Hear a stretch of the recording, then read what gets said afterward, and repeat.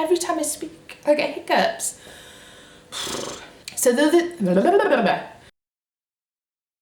no denying that when you're pregnant, whether it's your first baby, your second baby, your fourth baby, it can be overwhelming just how many things you think you might need, or you're told you should buy, or you just see when you're wandering around the shops. I thought it would be a bit of fun just to make a list of the things that I won't be buying. Obviously, I'm 4 babies deep, so, you know, I've got a lot of stuff anyway, but I'm trying my very best to limit what I buy this time around and not to go overboard, because I like to shop, I like to procrastinate and make lists of things that I might want to buy and wish lists and things like that. But ultimately, there are some things that deep down I know I may have bought before and didn't really use, so gave away or got rid of. And I just thought I'd share them with you. Obviously, everybody's going to be different and everybody's circumstances and situations are different. So this is by no means a list of things that I'm telling you that you don't need, but these are things that I definitely don't need and won't be purchasing for this baby. So starting with the things that I won't be buying during pregnancy this time round, number 1 is expensive stretch mark creams and oils. I love beauty products and skincare and things like that. I like to look after my skin, but I can honestly say that I've bought expensive stretch mark oils in the past and used them throughout pregnancy. I really don't think they're worth the money. They're very nice to use, and if you want to spend the money on them, then they're a lovely product to have and to use during pregnancy. But I prefer to stick with things that I would use outside of pregnancy anyway, and I would either already have in my collection or would already be buying for the rest of my body. So at the moment, I'm currently using a Kiehl's body moisturiser, the Creme de Corps, which isn't cheap at all, but I happened to have vouchers over Christmas and I wanted to treat myself, so I bought it because I know I love it, but I use it all over my body. It's very intensely moisturising and I think it's great for your bump. But before I bought that, I was just using good old coconut oil. I have a jar of it in the house always anyway. I tend to use it, if I'm not using it for cooking, then I use it on the kids' skin if it gets dry and chapped in the winter. I use it on Aiden's face and I use it on myself. And I honestly think it's just as good as any other oil for your belly. I haven't suffered with terrible stretch marks through my previous pregnancies. I've got 1 or 2 dotted round. I haven't seen any new ones emerging yet so far this time round, but I just think as long as you're keeping yourself hydrated and you are using some form of moisturising product on your tummy, there's no need to spend mega bucks on a specific stretch mark cream. You'll have to bear with me on the next one to explain what I mean, but the next thing I won't be buying, or I won't be buying much of, if at all possible, is maternity clothes. I have been through my fair share of maternity clothes during my 3 previous pregnancies. I've never particularly enjoyed shopping for them, wearing them.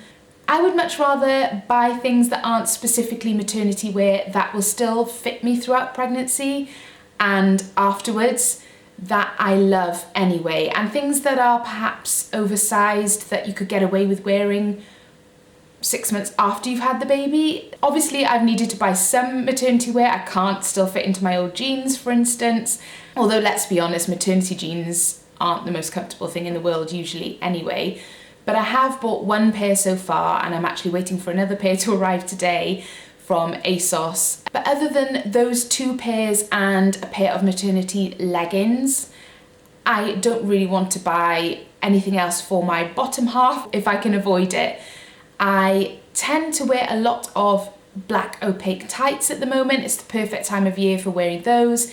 So my pre-pregnancy ones still fit. So I haven't had to buy any maternity ones yet. So I just wear tights with either smock style dresses or baggy t-shirt style dresses or shirt dresses, things that I would have bought and worn anyway, and just have a bit more room as part of the style of the clothing that will accommodate a bump. Luckily for me at the moment, I work from home, so I don't need to buy any specific maternity workwear, which have in the past. Last time I was pregnant, I had a office job where I needed to dress relatively smartly, so obviously I had to buy things that time around.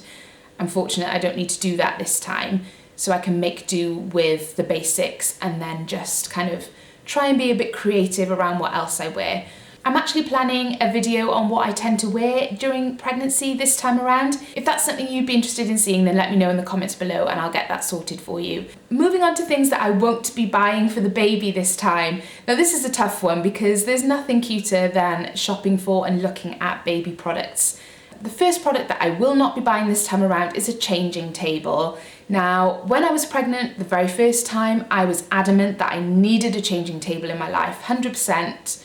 Couldn't live without it, had to have one. And yes, we used it. It didn't sort of sit in the corner and gather dust. We did use it every day and it was useful for storing products in.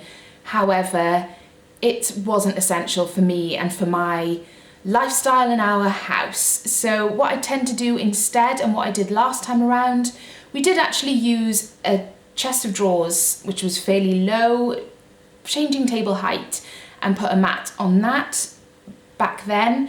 But we don't even have that anymore. So this time round, my intention is to have 2 changing mats, one for upstairs and one for downstairs. And I actually use the ones that are, what would you call them? They're kind of, I can't think of the word, they're kind of sloping on the sides. I think you can get them, we got ours from John Lewis.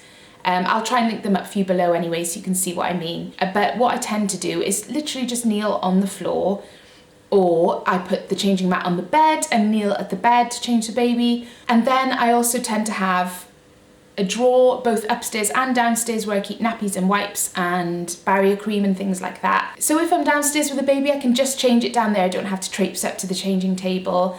And the same if I'm upstairs in our bedroom, I can do it there. I just don't think we have the space this time around, because with 4 children, obviously we're running out of space in the house, and I just don't think we need it. I think we can live without it, so I won't be buying one this time. The next product that I won't be buying this time around with baby number 4 is a nappy bag. Now, I bought myself a relatively expensive nappy bag last time. I don't like it anymore, so it really annoys my husband because I made such a fuss about it at the time that I really needed this nappy bag, and it's just not for me anymore. Again, I just don't think I need one. I would much rather spend maybe half the price on a really nice big tote bag from, I don't know, Zara or Topshop. And these days you can buy those really cool, I forget what they're called, they're kind of like changing kits that all fold up, really compact and portable inside a changing mat, and you just slip that into a regular bag. I just think for me it'll make much more sense. Plus then I get to buy myself a new handbag that I can use afterwards once the baby's that bit older. And I'll make sure that there's a wet bag in there, so if there's an accident I need to put dirty clothes or just nappy sacks. I don't need a new nappy bag, and I will not give in to the temptation to buy one.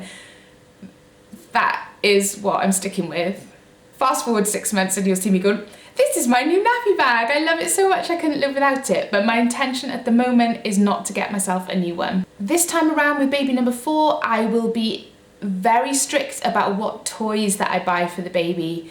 As you can imagine, with 4 kids, there will be a lot of toys around the house, and we obviously have a lot of toys already that the baby can enjoy.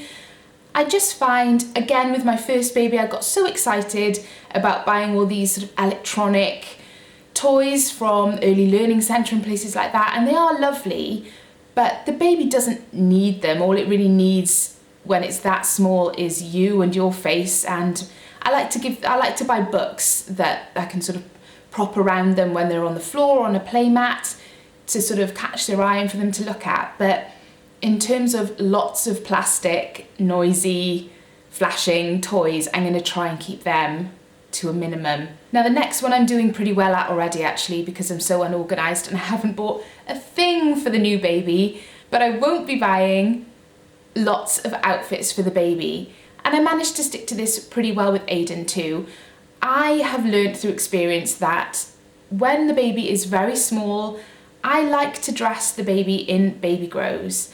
And if it's summer, I like to dress them in rompers and little sort of, what are they called, bloomers and things like that. I like babies to look like babies for as long as I possibly can. So even though sometimes it does look like they're wearing their pajamas at 3 o'clock in the afternoon, I like that. It's comfortable for them.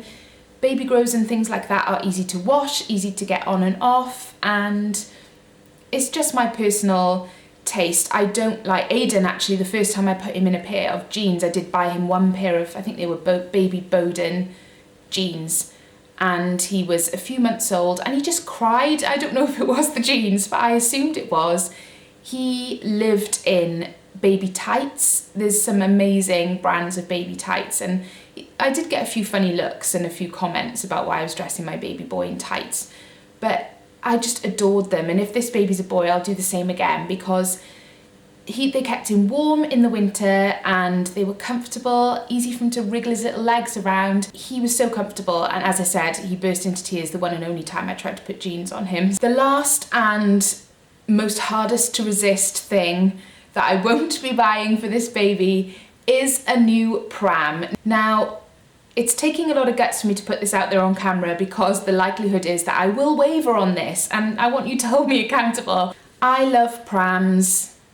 I could quite happily be a pram addict and buy a new one every couple of months. I think I just love to shop for them and look at them. But I finally convinced my husband to let me have a Bugaboo Chameleon last time around, which was coming up to 4 years ago. And it does need some repairs doing to it on the chassis. But other than that, it's in perfect condition. The wheels are fine. The cot bit is fine, the seat bit is fine. I can just wash the removable fabric covers. I might buy new fabric actually for the hood and the feet bit, but other than that, I really don't need to buy a new pram. I really have got my eye on the new Bugaboo B5, but I can wait a while for that if I do. See, I'm talking myself out of it now. No, I will not buy a new pram. I don't need one, and I can make do with the one I already have. It is a fantastic pram and we loved it. If any of you have had a Bugaboo Chameleon 3 and had the chassis repaired, or any work done to the chassis, or just replaced parts on it, I'd love to hear your recommendations for where to have that done, or whether you did it yourself. There are lots of YouTube tutorials online which I'm sort of in two minds about whether I should let my husband at it with a screwdriver. But I'd love to hear your experiences if you have had any with buggy repairs. So those are the things that I will not be buying during pregnancy and for the new baby. Again, this was a bit of fun and very specific to me and my personal circumstances and my family, so by no means should you not buy these things, but I'd love to know what you possibly did buy and found that you didn't really use or didn't really need. Maybe I can add a few extra items to my list. Thank you so much for watching this video. I will be uploading a things I am planning to buy, or like a new baby wish list video next week, so keep your eye out for that. Don't forget to subscribe to my channel if you haven't already. I'd love to have you, and I'll see you in my next one.